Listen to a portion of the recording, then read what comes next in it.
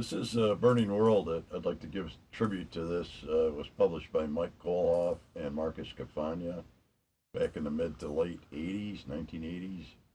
It's called The Burning World, and it was published in East Lansing, Michigan. These guys are both tremendous writers in their own right, and I think Cafagna has a couple collections out that are worthwhile picking up. I'm not sure about Mike. I haven't stayed too much in touch with him.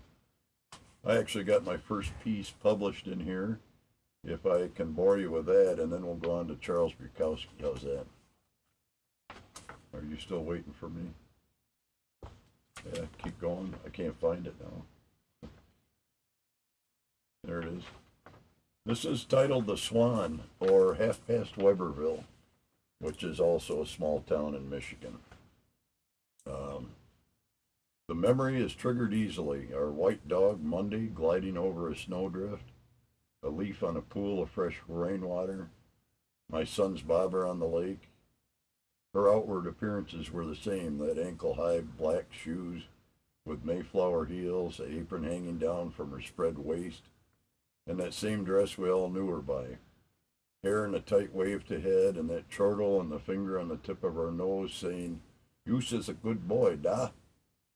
The stroke left her with a short circuit in the language department, and strange Russian phrases came stomping and charging out right in the middle of English sentences. German guttural goose-stepped all the way through, leaving few familiar sounds. She forgot her children's names and invented new ones. Christ, were they hard to find in the phone book. And then it was a quick glance at her watch, and it was 1:30 Weberville. Let's go.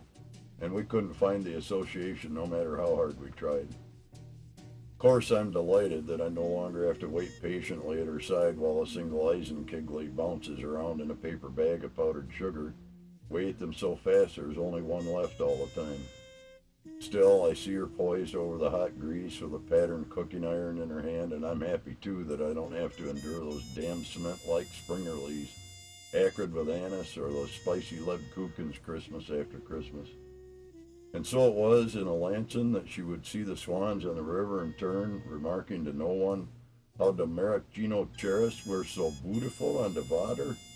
Now when we're gathered large or small or not at all, she creeps in all vapory, and I turn to the water to see the maraschino cherry poised in Slavic royalty and incandescent charm, reminding me that it's 1:30 Weberville, that the fire is burning down, and in moments of aloneness, I turn sheepishly to those nearby to lighten the gray and remark in a comic gesture to the key grip off in the shadows, "Bring on the swan."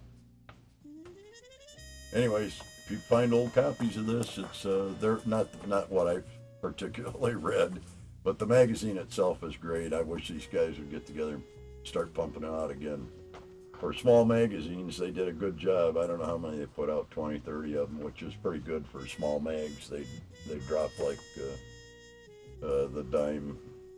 Anyways, they're all done with that. We're going to read Charles Bukowski next, maybe some Jim Harrison.